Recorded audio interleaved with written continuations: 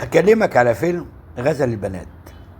فيلم اللي أصبح علامة في تاريخ السينما المصرية، صورة نادرة لزمن اتحدت فيه العبقرية مع الإخلاص. الفيلم ده جمع نخبة من نجوم العصر الذهبي.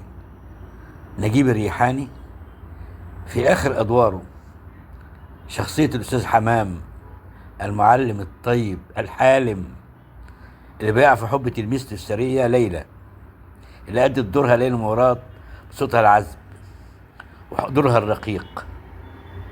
إلى جانبهم وقف محمد أبو وهاب بالوسامة الهادئة وصوته الكاسر، وغنى عاشق الروح، خلد لحظة شعورية لا تزال تنبض حتى اليوم.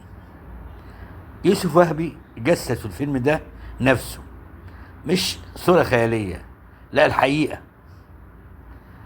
تميز الفيلم التوليفة فيها إتقان بين النص الرقيق والحوار الذكي والموسيقى التي تنساب كذكرى.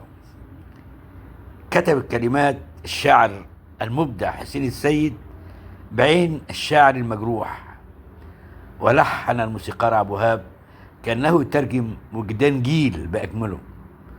أما أنور وجدي فكان المهندس الذي جمع الخيوط كلها. اللي خلى غزل البنات خالد مش بس أبطاله، لا، اللحظة اللي ودع فيها نجيب الريحاني الشاشة.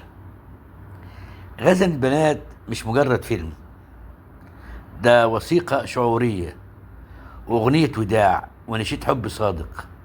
فيلم جمع فيه الكبار دمعتهم وضحكتهم، تركين لنا صورة لا تشيخ ونغمة لا تغيب. الفيلم كان ميكس عجيب، ما تعرفش ده فيلم غنائي ولا كوميدي ولا درامي ولا ايه بالظبط. احلى اغاني هتسمعها من ليلى مراد، وهتضحك مع نجيب الريحاني وتعيط برضو عشانه.